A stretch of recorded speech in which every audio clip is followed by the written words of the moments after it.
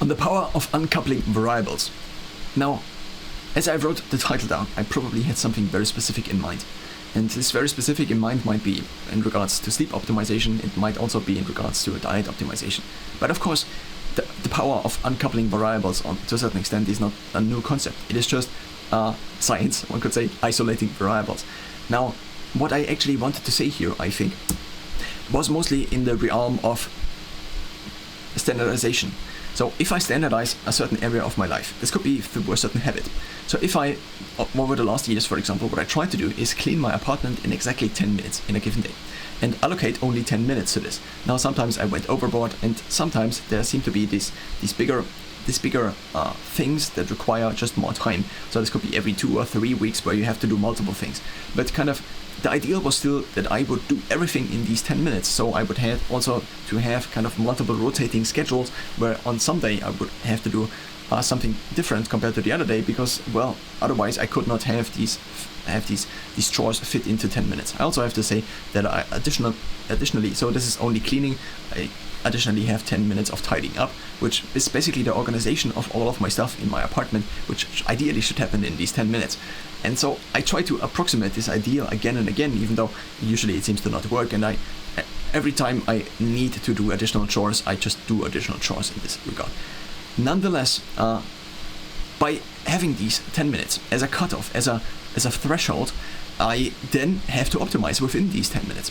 And I've tried to do this just very not consciously, but conscientiously, I would say. And so I would actually take a look on the watch, and once the second basically stopped after 10 minutes, I would also stop. I would have to stop. And every time I deviated from this principle, now this is just an example with the cleaning, but I also did this in multiple other areas as well. Every time I deviated from this principle. Now, there are these two big approaches in my frame of thinking how I can get things done. The one is relying on time constraints just so much. And by using the time constraint, just pressuring myself into doing this right now because I have to do these other things. And the time constraint is actually not something that I made up, but the time constraint is already there on a bigger scale. It's basically the time I have left. And so I ideally have a model in mind where I have my goals basically laid out, and then I divide my day, the ever repeating unit of time I can kind of access, into basically the subsections. How much do I have to sleep? And then let's optimize how much I have to sleep. And if I figure this out, then I can figure out the rest. How much of variable time is there left? And then I allocate the variable time that is left according to how much time I want to attribute basically towards this goal, and also maybe including different variables to how much time I need to invest now compared to maybe later on, and so on and so forth. So ideally, you would have kind of a prediction of the future, and this prediction would include your health span, your lifespan, and then you would just model out and bring it down to one day, and then allocate your time according to your goals. Now, this would be the ideal. Now, in terms of now standardizing could mean that I standardize my weekly workout plan.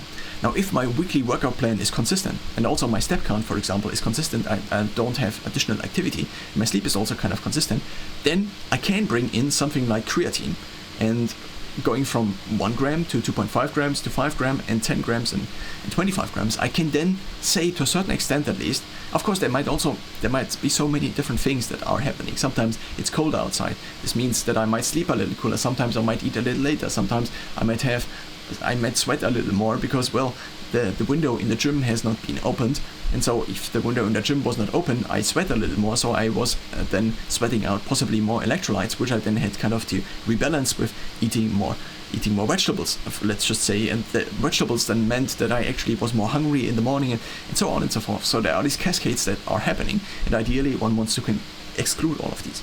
And the solution to this seems to be to standardize certain parts. And once one standardizes a certain part, this could be cleaning for 10 minutes, this could be working out always for a maximum of 40 minutes, ideally, at least in my case, then I do deviate from this every now and then, and also with certain workouts more than with others, but let's just return to the time frame. If I cut it off after 40 minutes, my workout after 40 minutes, then I can kind of know that the resulting Garmin load in this case is comparable. If I work, so I have this standardized cardio workout, which I introduced a couple of months ago, which is air biking for 40 minutes. Now I had two different frames. The first one was biking 500 calories as stated on the air bike in as fast as possible. So a reduction of time would be the optimization, or minimizing time would be the optimization, or the other thing would be 40 minutes. Now the minimizing of time is kind of a bigger goal, because and it also is kind of closer to reality in a certain way, I think, because it also mirrors the time I have left. So it is kind of just a subdivision of the time I have left. So I have this much time left for this workout right now. But now this is actually closer to the 40 minutes. But in let's just say the 500 calories, I also try to minimize the time. So these are kind of two different approaches, and these to a certain extent also can symbolize, I think, these two different. So the first one is trying to get things done as fast as I possibly can. And this is also the approach which relies more, I think, on the internal dopamine generation for things, where I can work for hours and without thinking about time constraints and so on and so forth. But sometimes this does not really work, and this seems to usually not work if my body is not sufficiently regenerated for it to run on its own. So therefore I have to, with the mid and long term thinking, intervene and bring myself to kind of do these things in a more scheduled way, because otherwise I would kind of fall out of the schedule, because I cannot rely so much on this dopamine. So by standardizing and by also decoupling variables, let's just say I go to the gym on one day, and I basically, let's just take one example. If I would do my cardio as well as my strength training on the same day versus doing them on different days, I can then see kind of the effects this would have. So I am decoupling these two variables, the strength and the cardio.